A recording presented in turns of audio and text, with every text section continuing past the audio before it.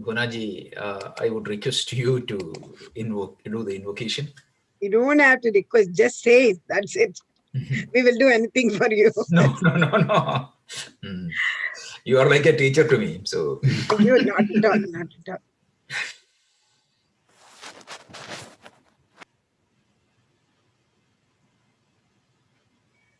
Om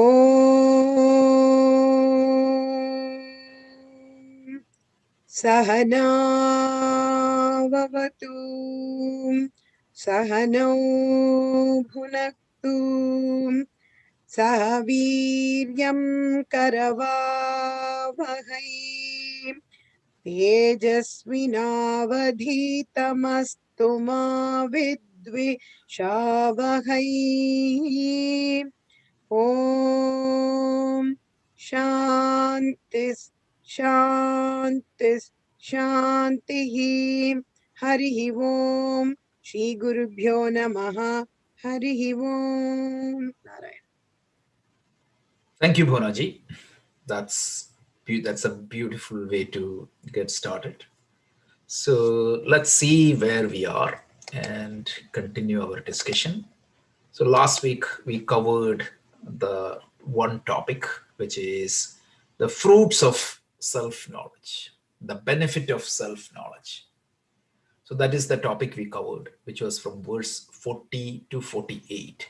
So we covered so far 7 topics: the introduction and the spiritual journey map. So in that second verse itself, Shankaracharya made it very clear that the solution for the human suffering is ultimately knowledge. There is no replacement for knowledge. All the other sadhanas can make us eligible for gaining knowledge. So that part we said. And then we talked extensively about superimposition, because if I don't understand myself properly, that is the fundamental problem we have been talking. I don't know myself properly. If that is the case, what is the cause of it? We talked about superimposition, verse 10 to 16. We got a good picture of that.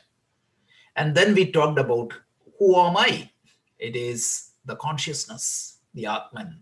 And what is the nature of that Atman? It is all pervasive. And then the problem of typically you identifying with the mental activity, like how the mental activities typically influences. That was the next topic.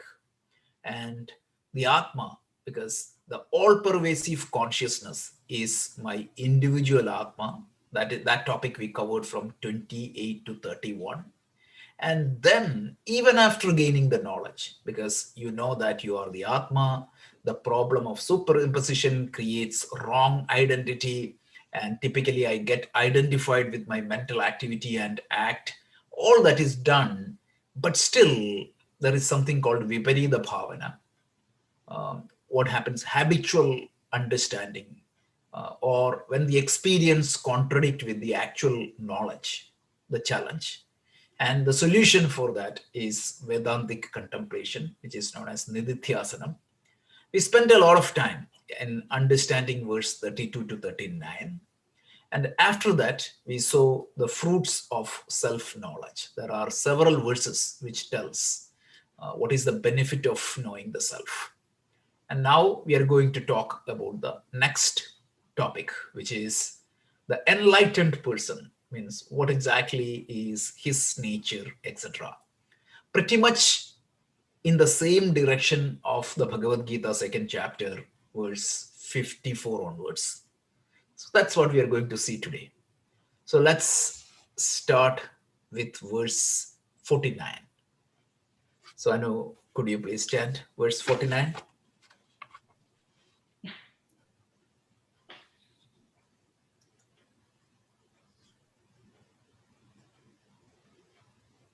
जीवन्मुक्तस्तु तद्विद्वान् पूर्वोपाधिगुणान् त्यजेत् सच्चिदानन्दरूपत्वात् भवेद्भ्रमरकीटवत्.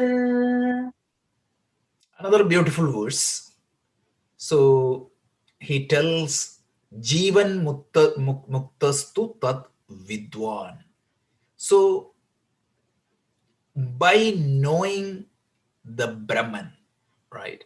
The enlightened people, when they know the Brahman, what happens? They cease to identify the upadhis, the gadgets, or the equipments. What are that upadhis? The bodies and the mind. So the enlightened people, when they know themselves, when they know the truth, they stop their identity with the body and the mind. And then what is going to happen? Just because of their nature is full, their contentment is so full, right? So the experience is so full, Sachidananda Surupatva. Because of their nature is Sachidananda, what happens? They stop from they transform themselves into a new person. Shankaracharya gives a beautiful example.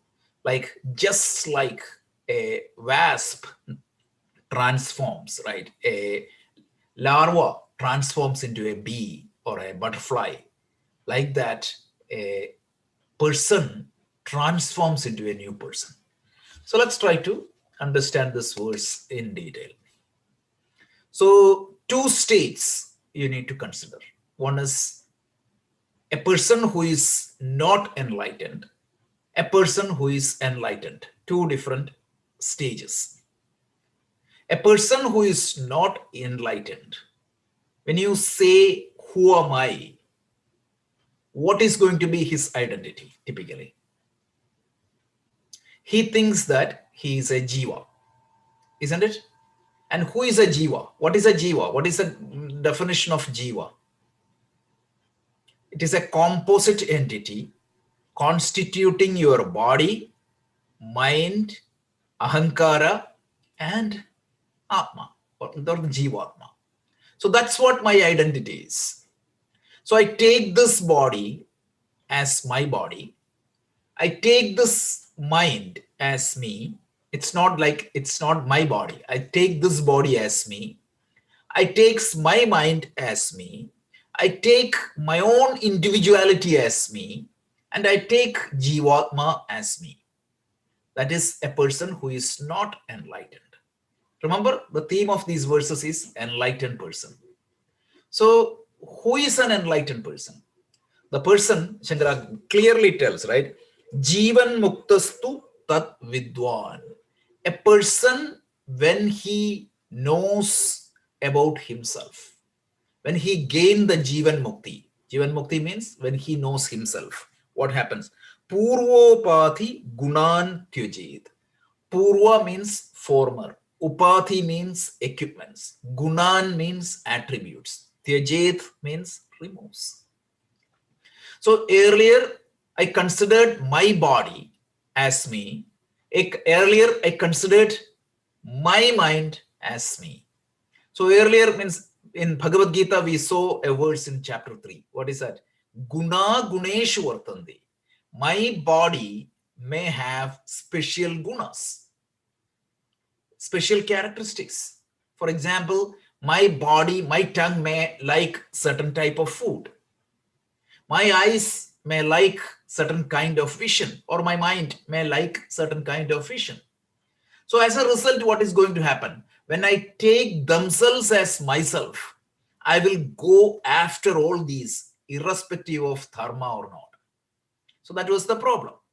So what here Shankaracharya tells is that once you see yourself through the knowledge of the truth, what you do? Purvopati gunan tyajit.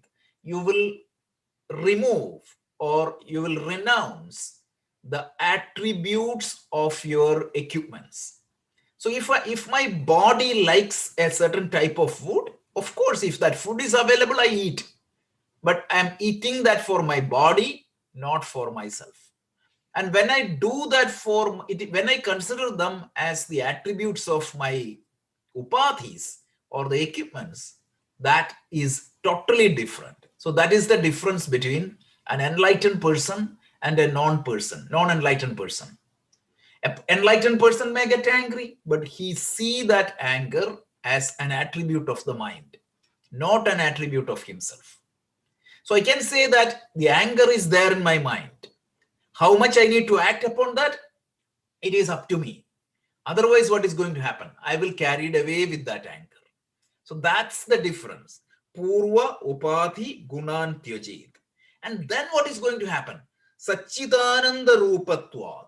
How it can be given up, or how you can detach from the attributes of the body and the mind, because you identify yourself with Sachidananda. You cannot detach from something without getting attached to another thing. Right? So if you jump up, if you don't have anything to hold, you will fall down.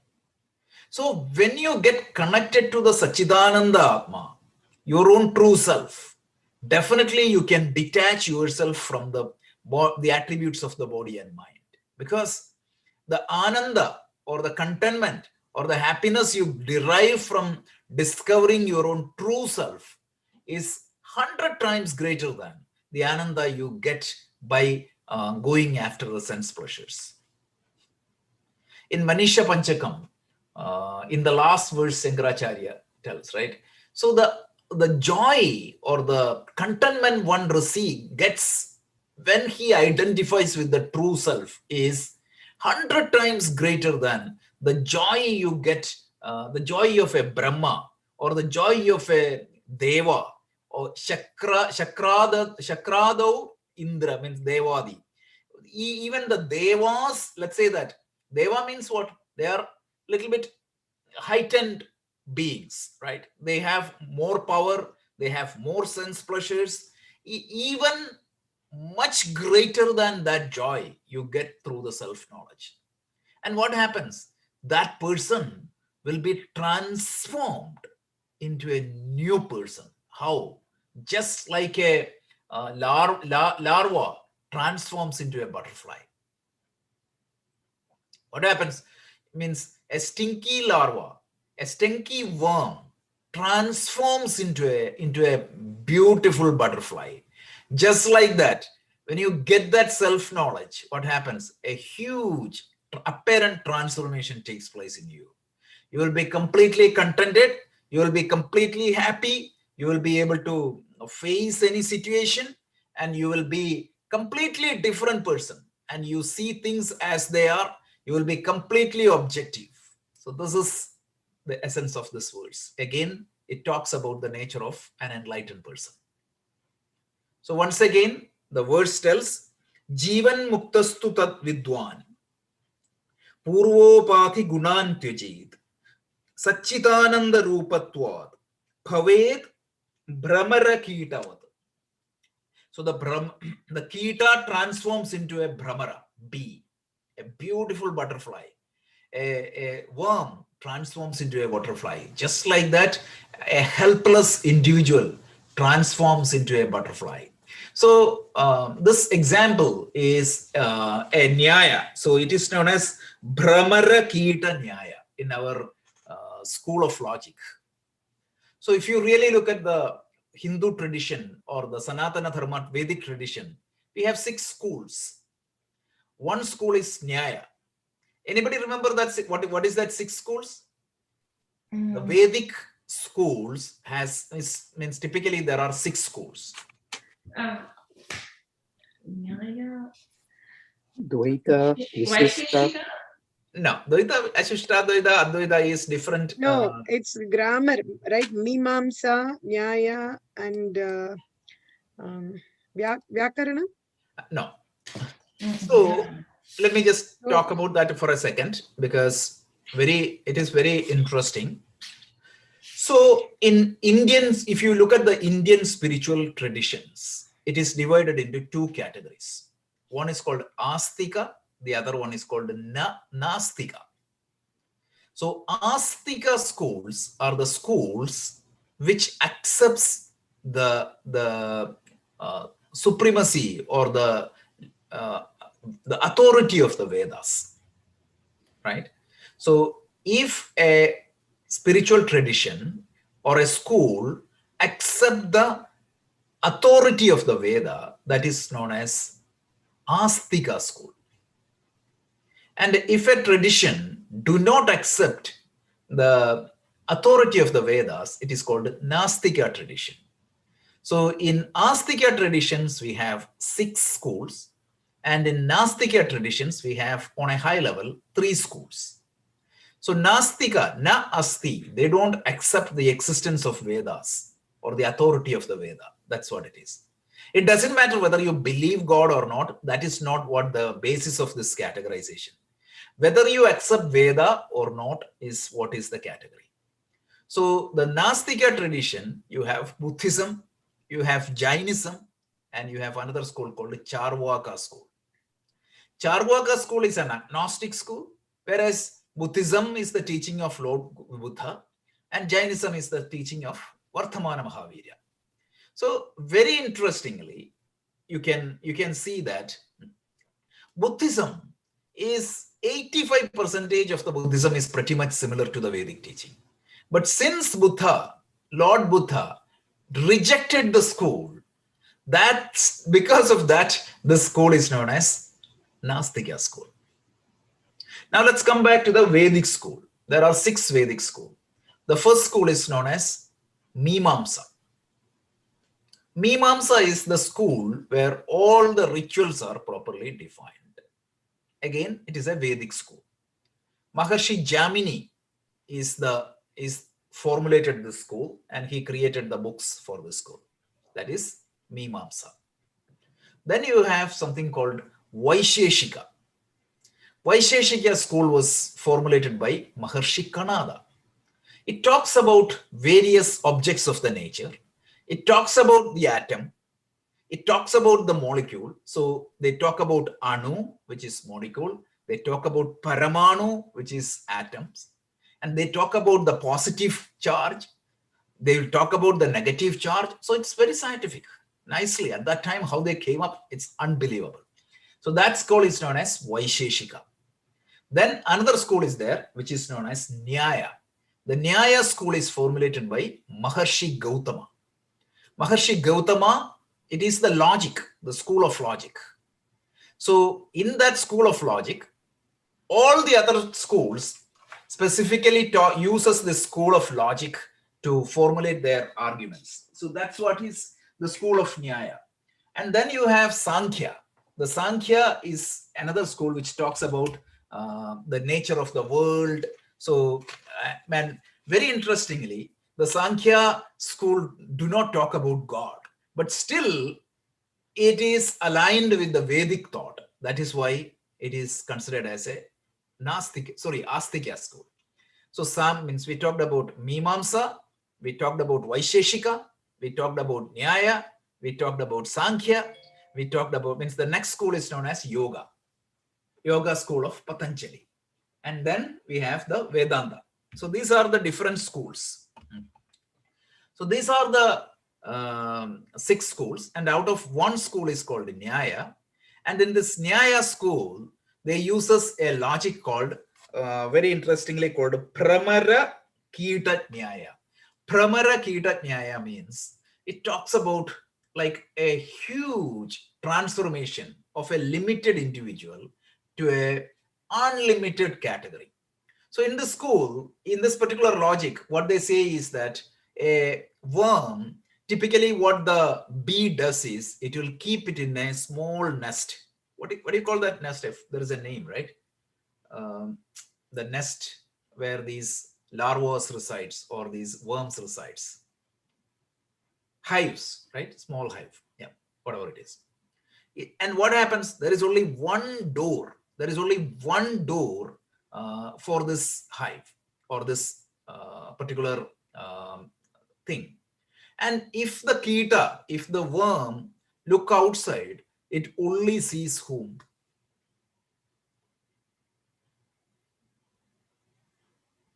The pramara, the bee or the butterfly.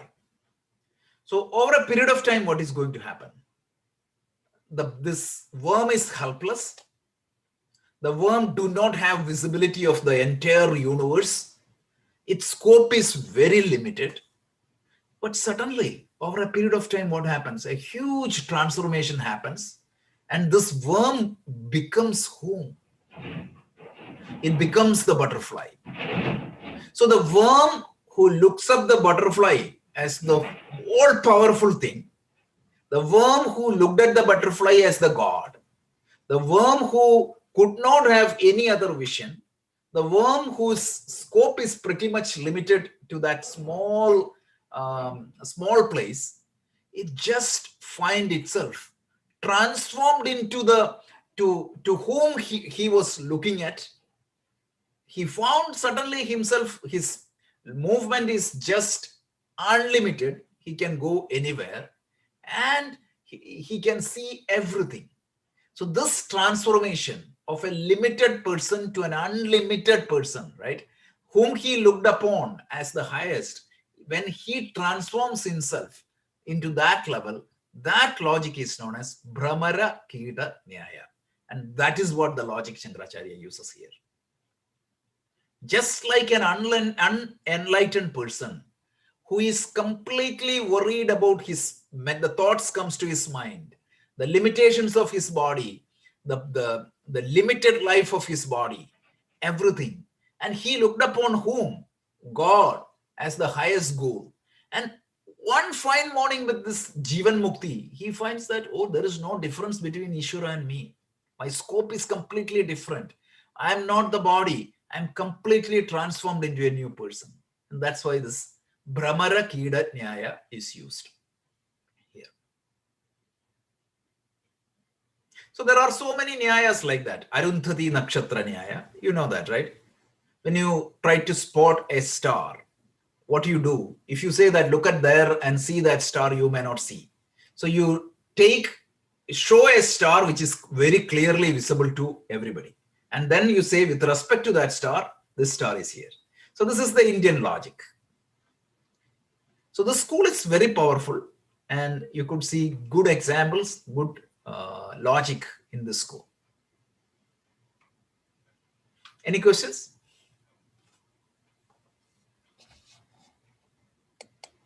Okay. Why do they even show that Arundhati Nakshatram? Because, say, you see, you're trying to show somebody a bird. So if you say, look at the bird, you may not see it. It means where exactly you look. So instead, you say that, look at that tree, look at that mango tree. Then you say, look at the tree in that mango tree. So when you show somebody with respect to an easily recognizable object, it is easy to find the other object. I was just giving one more example in the school of Nyaya. So here the Nyaya used this Brahmara Kida Nyaya. The other one is Arundhati Nakshatra Nyaya. There are hundreds of Nyaya. Thank you. Okay, let's continue.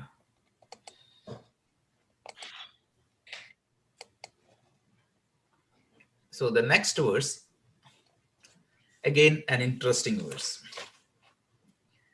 Titva moharnavam hatva ragadveshadirakshasan yogi shanti samayuktaha atma ramo virajate. Shankaracharya uses another example, brilliant example. In this particular case, he takes Ramayana, the most popular epic of all time. What is the meaning of Ramayana?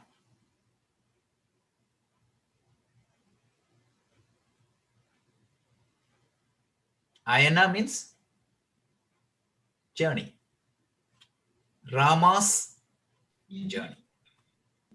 So where exactly is this? There is a Ramayana. There is a historic fact. I'm not denying it.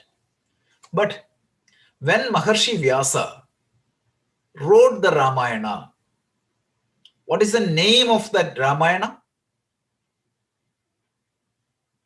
Adhyatma Ramayana. Adhyatma Ramayana. It means what? Where exactly the Ramayana is happening? Inside me. Inside you. Yeah. The Ramayana that happens inside.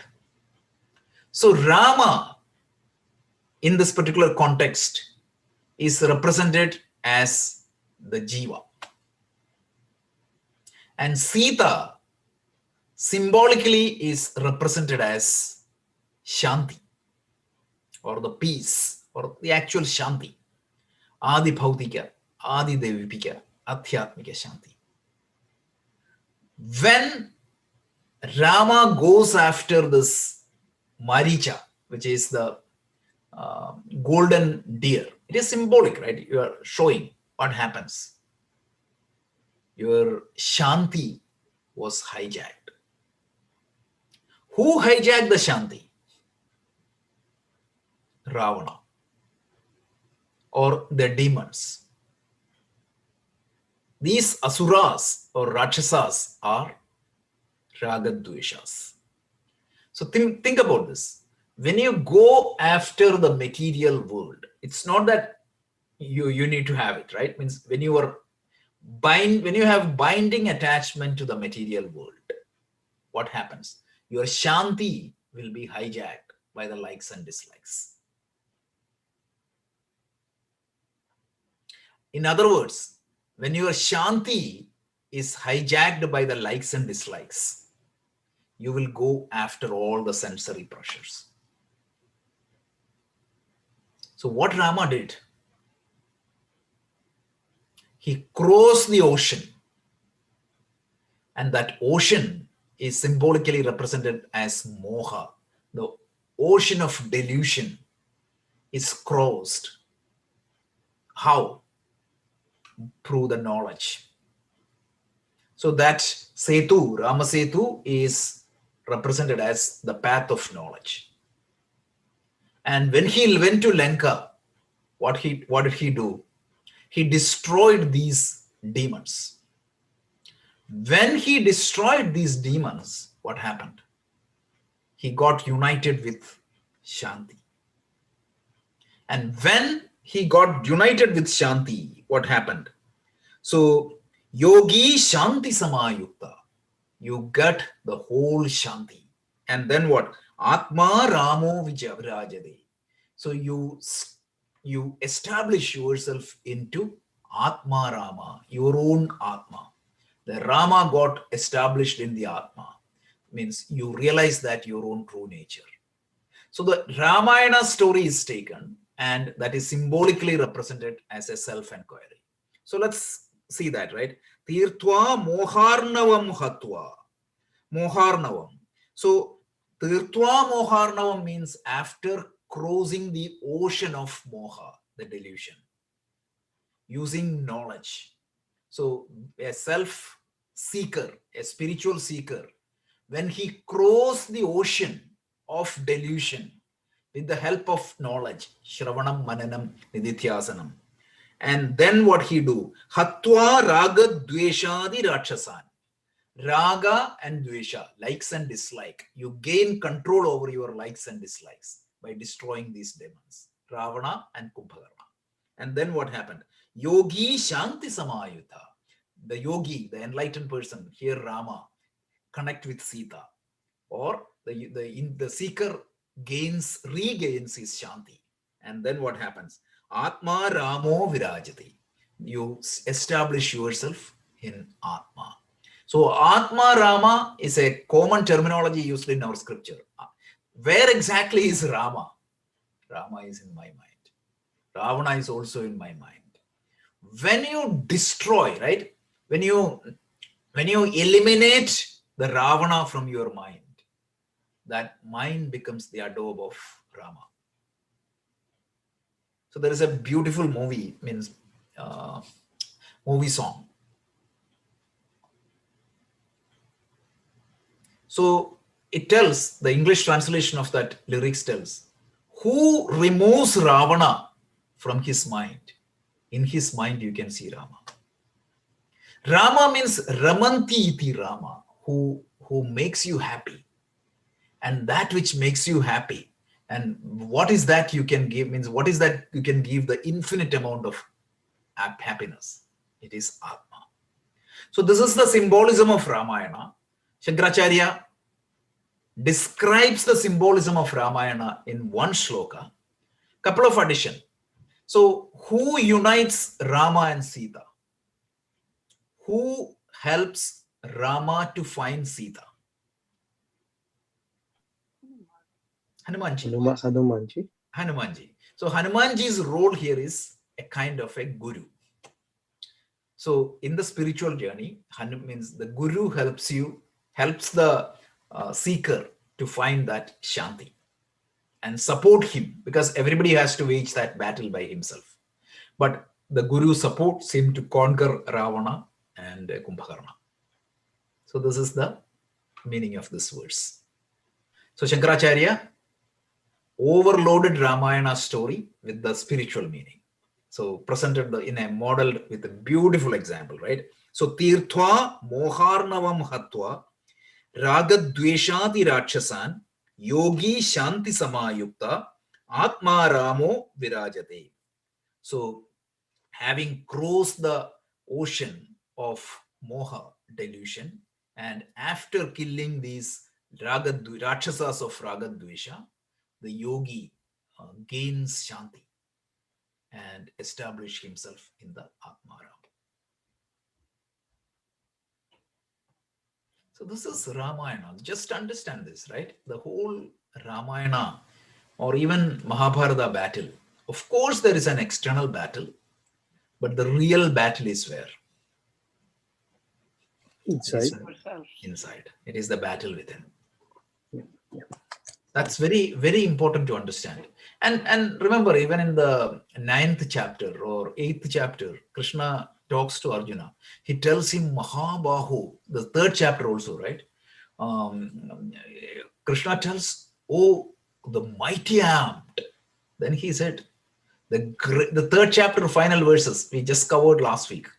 Krishna tells, this greatest enemy, the greatest sinner, the greatest obstacle in your path is inside. You will have to binding desire, right? Kama yesha krodha yesha rajo guna samudbhava. So he tells exactly the same thing Shankaracharya tells here.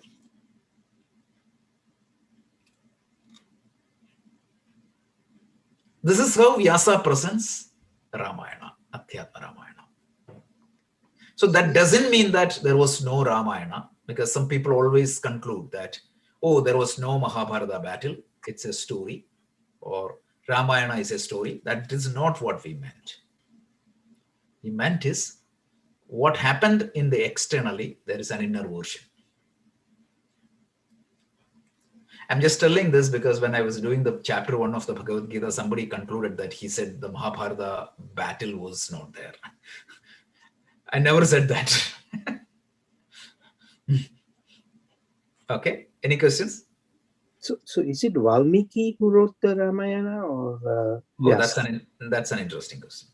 So original Ramayana was wrote by Valmiki, but Vyasa also wrote a Ramayana. Valmiki Ramayana is known as Valmiki Ramayana, which is 24,000 verses, and then I believe that it is in the Padma Purana. Vyasa also wrote Ramayana. This Vyasa's version of Ramayana is part of, I believe that it is Padma Purana. I'll check and confirm. It's around 5,000 verses. So both of them wrote Ramayana. Okay, interesting. Yeah. And then actually Tulsi Das ji, he did the Hindi version of the Ramayana, Tulsi Ramayana, popular version. And every Indian language has its own version. All these versions are either adopted from Valmiki Ramayana or from Adhyatma Ramayana. Surprisingly, the Malayalam version of Ramayana, written by Tunjat Ezhuthachan, it is adopted from Vyasa's version. But even the Valmiki Ramayana, so I'm studying that Valmiki's version of Ramayana Oh my God, it is so beautiful. It is so beautiful. It's so rich in its poetic depiction and how it is presented. So many things. It is amazing. We have So, Kamba Ramayanam too in Tamil. yeah, Ramayana. It's known for its simile Poetic and sense. poetic The beauty. way, Yeah, some of them are not even in Valmiki Ramayana. yeah. And in Kamba Ramayana, he made it so beautiful, so poetic. People started loving it. Yeah. The No, love between Rama and Sita, the first time they met, all that is not there not in there. Valmiki. And also they say right, Ravana came for his Correct. Swayamvara. Swayamvara, correct. All those Were different. added. I don't know why they want to do it, but maybe for Janaranjakam, I guess. Yeah, it's all for there is a certain freedom the writers can take. That's why it's known as Kamba Ramayana. Everybody has and hundreds of versions of Ramayana is there, right? In Thailand there is Ramayana. In Indonesia there is Ramayana. Cambodia there is Ramayana. Indonesia even now they do the Ramayana festival. I wish to visit that place, Bali. Bali is known for it. So we have a few invites there. So I really want to go and see that. Their tribe, their tradition is still alive.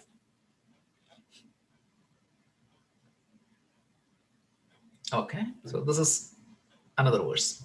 Okay, so let's continue. But Shankaracharya, look at this, how a master like Shankaracharya, no, he'll completely ignore the story part and he will come to the actual Vedantic stuff. So, who looks at things also matters,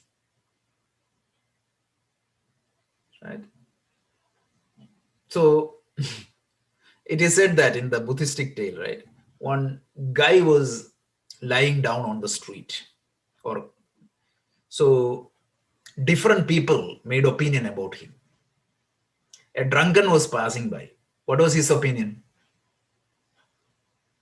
He's drunk like me. Yeah, exactly. And a monk passed by. Okay, he said, okay, he's lying and meditating. Yes. A lazy guy said, okay, he cannot do any work and taking rest. A hard-working guy came. He said, okay, this guy might have worked hard and taking some time off. So everybody looks at things through their eyes. It's a Subhashita. Okay, so let's continue. Okay.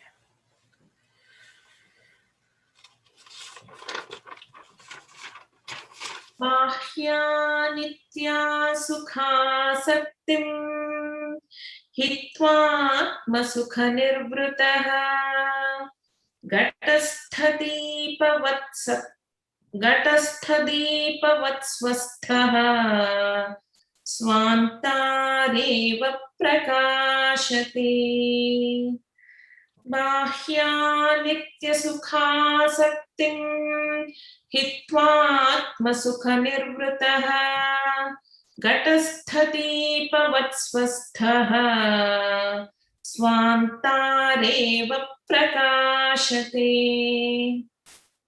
Again, beautiful. It is called, again, talk about an enlightened person. So this is, again, Shankaracharya tells, Bahya anitya sukha asaktim hitva atma sukham nivrutaha. So it is the sandhi, right? Bahya anitya. So it is pronounced as Bahya anitya. So that is the Sanskrit sandhi. So freed from all the temporary worldly pressures, right? Because once you get enlightened, you discover that infinite reservoir of happiness within. So you're no more addicted or bound to the simple pleasure you get by the sense satisfaction. Because, so Bahya anitya sukha asakti. Asakti means binding attachment. So you become free from the limited external pleasure. How? Hitva atma sukham nivrataha. Because hitva means after having. Atma sukham nivrataha. Once you experience the fullness of the Atma, once you discover your own true nature, you're no more addicted to the um, limited worldly pleasure. Of course, you may seek it, but you are not addicted. So let's say that means take the Swapna Drishtanta. That is a beautiful example. So in a dream, suppose you got a lottery. If it is not a lucid dream, if it is not a lucid dream, you will be so much addicted with that result, isn't it? But the moment you realize that it is a lucid dream, yeah, you may get the money, you may use it, you may enjoy that in the dream world, but you are not addicted to that. Why? Because it is anitya. That pleasure is limited in that dream space and dream time. So any pleasure you derive here, it is good for here, but it is not permanent. So once you gain that Atma, you just get free from all these anitya, sukha, and asakti. So bahya, anitya, sukha, asakti, hitva, atma sukham, nivrataha. So you don't need an external source for you to make happy. Your happiness is not dependent upon anything external. And for that, he gives a beautiful example. He tells, Katastha Deepavat Swastha Swantareva Prakashati. So, if there is a pot, kata is a pot. If there is no lamp inside the pot is completely dependent upon the light that is coming from external world. But if there is a lamp within the pot doesn't need any light externally. It is completely lightened within itself. So like that, once you discover that inner light, which is shining inside, you don't need any external supplement for making yourself happier. You're always happy. So the happiness is within. And once you gain that self-knowledge, you are self-contented. So once again, it tells Bahya Anitya Sukha Asakti Hitva Atma Sukham Nivrataha Khatastha Deepavat Susta Swantareva Prakashati. So Swantareva means within oneself. Prakashate means shines. That once you discover that Atma, which shines inside within yourself, you are not dependent upon anything external for being happy and contented. Again, these are the characteristics of enlightened person. So just an additional supplement. If there is no questions, we can cover one more verse because these verses are pretty much covered and we are just reiterating it. That's why I'm trying to cover 4 verses. So let's go to verse 52. Upadisthopi tadharmaiः alipto vyomavanmuniः sarvavit mudavittishthe asakto vayuvaccharet. Again, another brilliant example is used to convey the truth. So he tells, Upadisto api tat dharmaha. Upadisto api means even. So the thing is that when you get the Jivan Mukti, your body is still there, right? Because the Jivan Mukti, if you go technically, we can say that the Jivan Mukti removes only the Prarabdha karma. sorry, the sanchita karma only it removes, and the agami karma, but the prarabdha karma is still there. So the body is continued to be there. If the body has problem, that problem will be there. If your mind has a scar, still that scar will be there. So that prarabdha continues. That is why you heard that Ramakrishna Paramahamsa had cancer, Vivekananda had diseases, Ramana Maharshi had cancers. So even after Jivan Mukti, the prarabdha of the body will continue. So that is what upadhistopi tat dharma. It will decay, it will come to an end, these upadhis, not himself. So then he tells alipto vyomavan muni. So this Muni or the enlightened person, he is not affected by that. How? Beautiful example is given. So the space, the example given is space and the air contained in the space. Right? This is the example of the space is pretty much one of the common example used for Atma or enlightened, because it is pretty much all pervading space and the air contained in that, right? So let's say that when you go to one place, let's say that the air is so beautiful smell. Is the space is affected by the beautiful fragrance of that particular air? If that is the case, that place would have been always beautiful smell. Another place, the air might be stinky. But again, the space is unaffected. So the air carried by the space may have different attributes. But the attribute of the air is not affecting the space. Just like that, your body may have disease. Your mind may have problem. Yes, that is the problem of the body. But I am different from the body. I am unaffected by the problems of the body and the mind. Contemplate upon this. This is a brilliant example. Very interestingly, the Bhagavad Gita chapter 9, remember we were talking about who is God in that brilliant verses from verse 4 to 9. So we covered up to verse 4 and we started verse 5, and verse 6 is exactly this verse, this idea, this example. So Shankaracharya pulled that example and put it here. The whole idea is when you identify with Atma, what happens? The body's problem might be still there. If somebody thinks that, okay, the prarabdha, because of the prarabdha, all the prarabdha goes, no. Ramana Maharshi had cancer. You know that, right?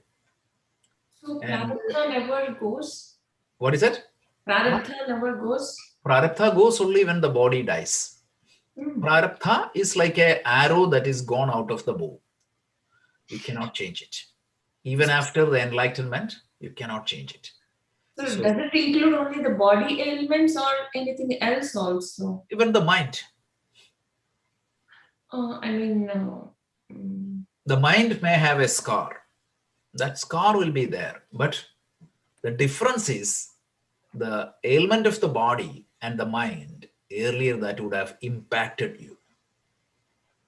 So Ramana Maharshi, I read, he used to cry because of the pain. But when the pain is what? It's a neural sensation. There is a difference between pain and suffering.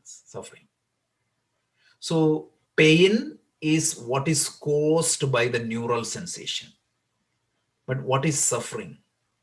It is the reaction of the mind towards that pain. So if it was somebody else, when he was suffering from the cancer, he would have cried, he would have suffered. And even after the pain goes, he will be under suffering. Why it happened to me, or I may have a limited life. But it is written by so many people. Ramana Maharshi, once the pain is gone, sensation of pain is gone, he started laughing and he started joking, etc. So that's the difference between an enlightened master and a normal person. I've seen in my own eyes one example. I told you multiple times, that is Swami Dayananda. His last speech here was a classic example.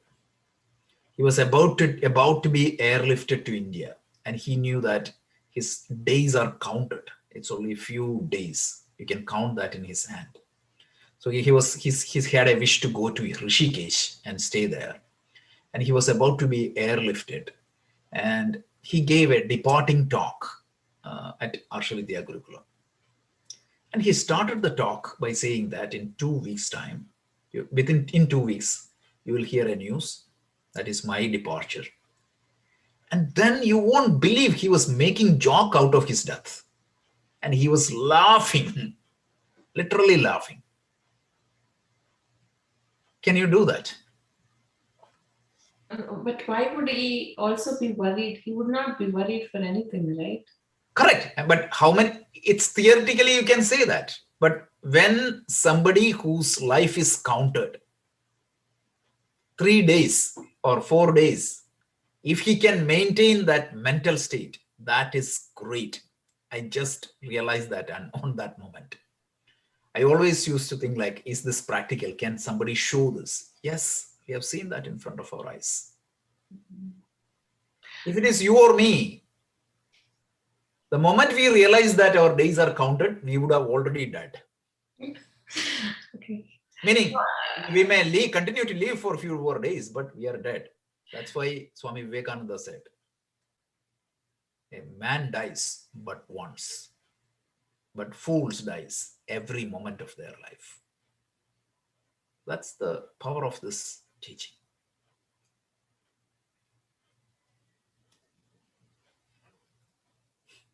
So that's what it is. You are separated from the problems of your body. You are separated from the problems of your mind.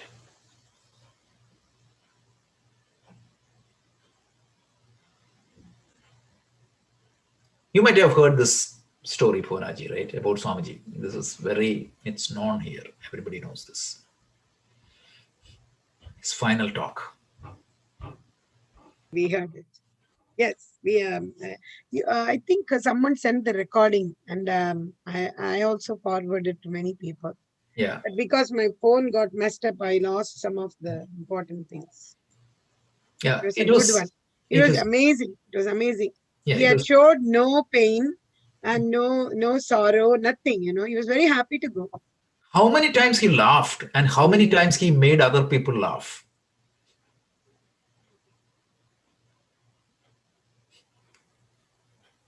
I feel it's more loss for the people around than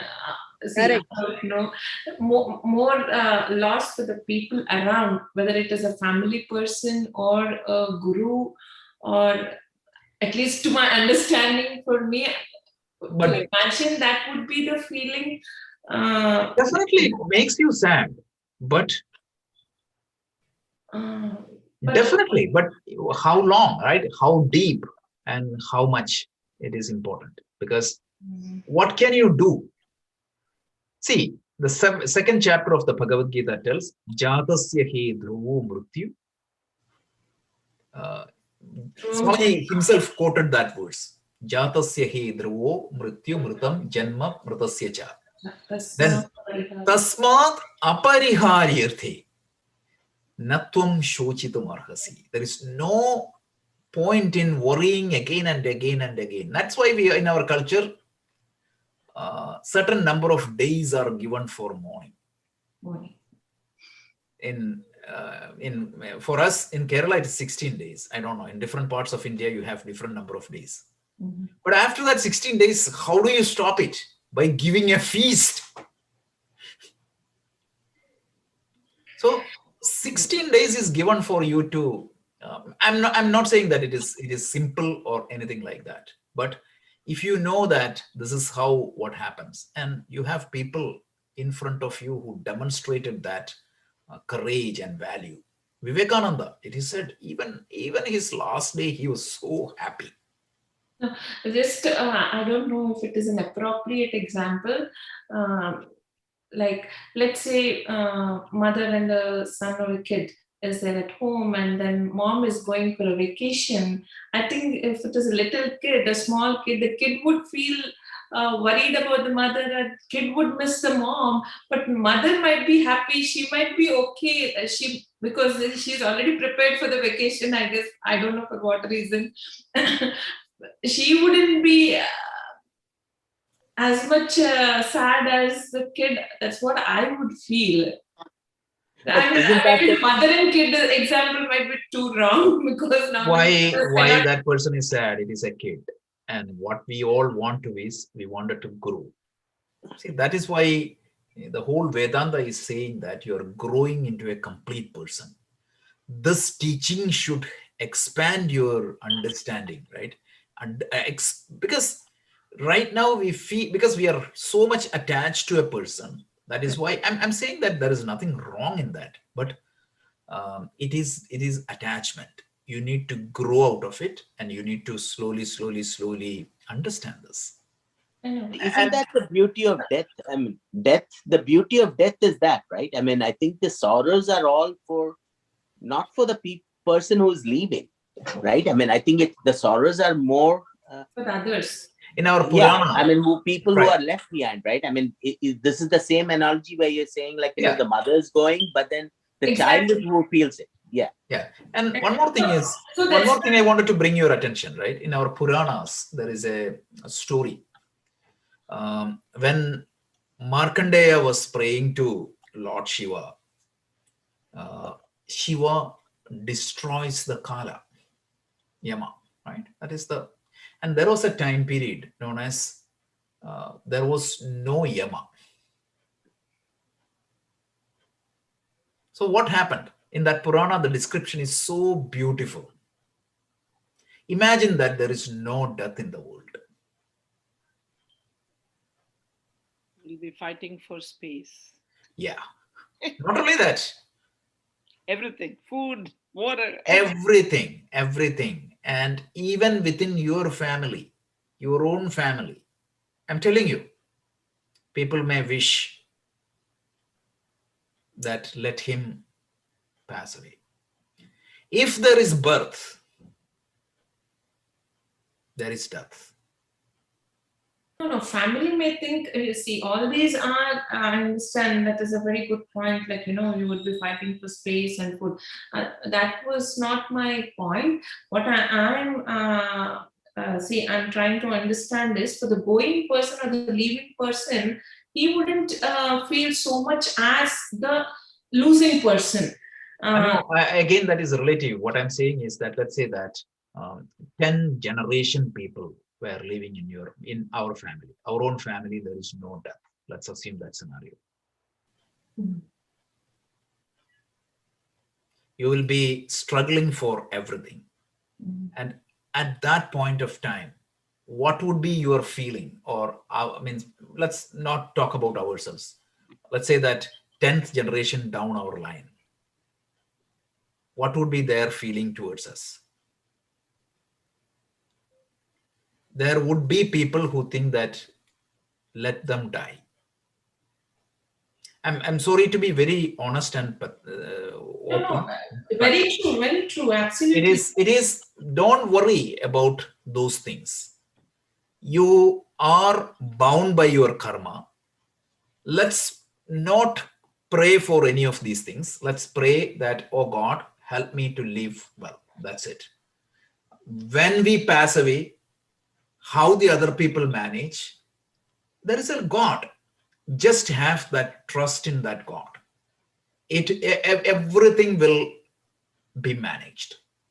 So when you have that faith in God, when you have that faith in that universal law, nothing will happen in a way it is not designed.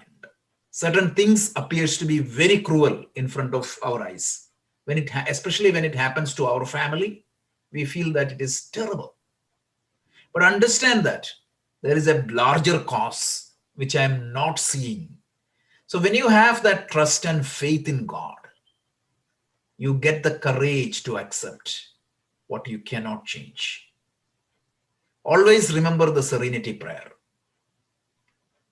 Beautiful prayer which tells me, oh God, give me the courage to accept what I cannot change. And give me the strength to change what I can change. And give me the wisdom to understand what can change and what I cannot change. Most of the people, right? They always try or worry about what they cannot change. And most of the people, they don't do anything to change what they can change. Let's say that every day you live, can you make that day more beautiful? People worry about so many things, but today is already given to me.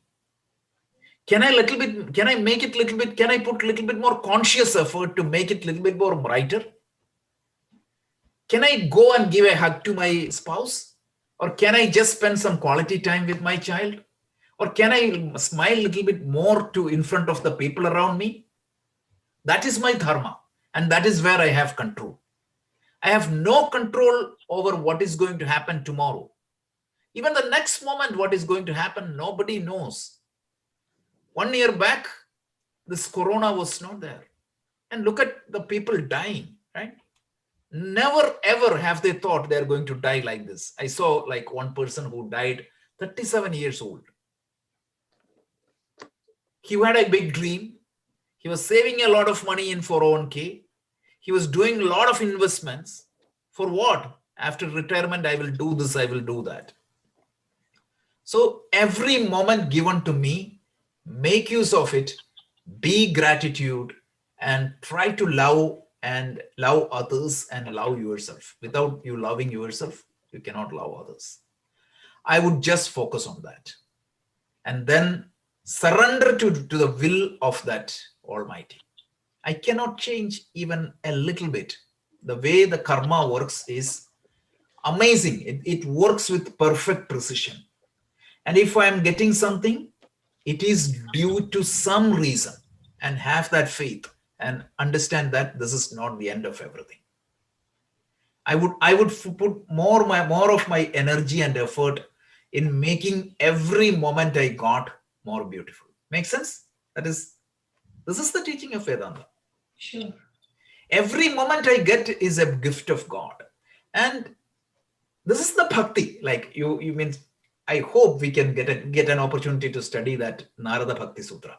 This is the real bhakti. It's not sitting and crying and worrying about, okay, my daughter needs to get to that college, or I need to get here, I need to do this, that, and crying and putting money. That's not the bhakti. That's a very lower type of bhakti. The real bhakti is what? Reveling in that happiness. Be happy and make other people happy. This is the real spirituality. And in Bhagavad Gita, you will say, Krishna tells the relationship should be active and engaging. And you have to do that. Just when you operate in that mode, what is that we are losing when we smile at other people? What is that we are losing when we are behaving nicely to other people? What is that we are losing when we see the other perspective and talk to other people? What is that we are losing when we try to make a habit not to hurt anybody? I'm not saying that not to agree to anybody, everything, but just be an inspiration to the world. And Krishna tells, right, there are two categories of people. One is an inspiration, and the other one is a warning. Some families say, right, don't become like that uncle. He spoiled the entire family assets and created a lot of issues. So, and that's why I like Swami Chinmayananda's expression, two categories of people. One category, wherever they go, they brings happiness. Second category, whenever they go, they brings happiness. And Swami Dayananda say, there are two categories of people. One is wise and the other wise. We wanted to be that wise category. But good discussion. Thank you, Rajesh. I think the lesson here is we take the life for granted and mechanical. So be mindful to life. This is one meditation practice we all should practice. How can I engage better with other people? How can I find happiness in simple things? How can I make use of the time given to me the best? See, a person is successful only when he is happy. It is not your bank balance and it is not your external success that is going to determine the success holistically. You can say that financially you are successful, but if it is at the cost of everything else, what is the value? So invest your time and energy in being happy and making other people happy. When you more smile, you will see that it's just right. They say, right, it's like a ball. It's like echo, they say. In our scriptures, it is said that. So if you go and say good words, what is the echo comes back? Good words. Here what is happens, I go and shout at everybody. I go and hurt everybody. And what I expect is I would be blessed. Now, be an inspiration to the world. This is the essence of our teaching. See, the life is too short to get complicated. So just think about today, have faith in God. Everything you will see that miraculously things will align for you. Excellent. Good. But it's a good topic because it's a constant haunting question for every human being from time immemorial. So you are not the one first who is asking this question. Everybody has this question. This is the basic question about life. Oh my God, I took 10 minutes extra, but this is good discussion. Thank you very much. Rajesh ji, so somebody who is suffering from severe pain at the end, at his deathbed, right? So he doesn't have to worry about leaving the people because he doesn't have that anymore. But he has to only be concerned about leaving that body. That's what he should be praying at that time, rather than leaving the whole treasures, Absolutely. sukam and all that, right? Yeah. And that is why if you can get a medicine, some sedatives, better. Then you won't think about all these things. Exactly. Please go to sleep, right? See, of course, you have to do what needs to be done. Yeah. Only problem is, suppose if you have not done your duty on time, that is where they have all this, feeling that I have not done, I have not written a will, I have not done this, I have not given this to my daughter. So those kind of things happen, right? But yeah, that's why Krishna tells, start everything duty now. Right? So actually, I read this in some book. Just live every life that today is your last day. Correct. Even I heard that sentence. It's really good. It's really powerful. If we sleep today, if we wake up, it is real, right? It's have that gratitude, and most of the times, right, you will wait for that happiness that is about to happen tomorrow. But every moment, in whatever way possible, make yourself happy. So,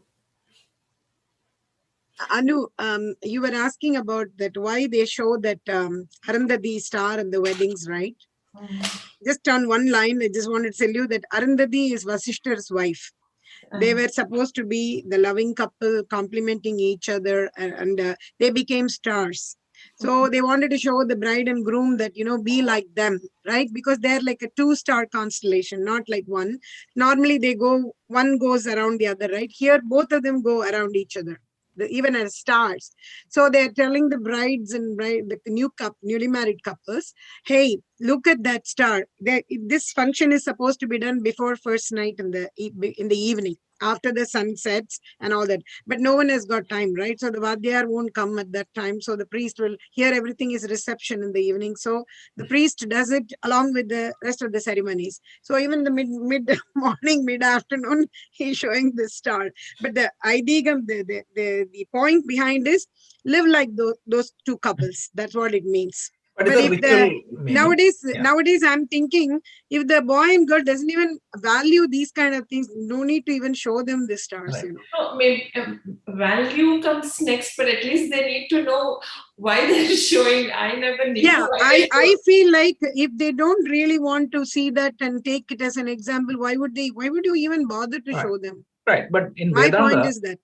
in Vedanta, it is used for a different purpose. Yeah, Vedanta, it is totally used different. for like pointing A and relative to A, you can easily show B. That's correct. Correct. It's interesting that I didn't know the Vedantic point of that.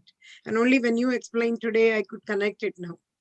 I only knew the Puranic ritual, part, yeah, right? Ritual part. Because I know the ritual. So I always trying to find the meaning for every ritual we do in Telugu system, in Tamil system, in Kerala system. I try to find everything because I'm also an event planner, right? So I have that interest. But I didn't know the Vedantic part of it. Very good. Excellent. Thank you. So Thank you. Thanks for staying 10-15 minutes extra. It's absolutely no problem. Great. So Bonaji, would you do the invocation prayer? Om Purnamadah Purnamidam Purnat Purnamudachyate Purnasya Purnamadaya Purnamevavasishyate. Om Shanti Shanti Shanti Hari Om Shri Gurubhyo Namaha Hari Om. So, yeah, thank you. And in 4 more sessions, we can cover the Atmabodha verses and get ready for the real Vedantic study after that. Narada Sutra? Isha Upanishad. Ishavasya Upanishad. We will go with Shankaracharya's commentary, and I'm sure you can get it now. Very nice. That's the background.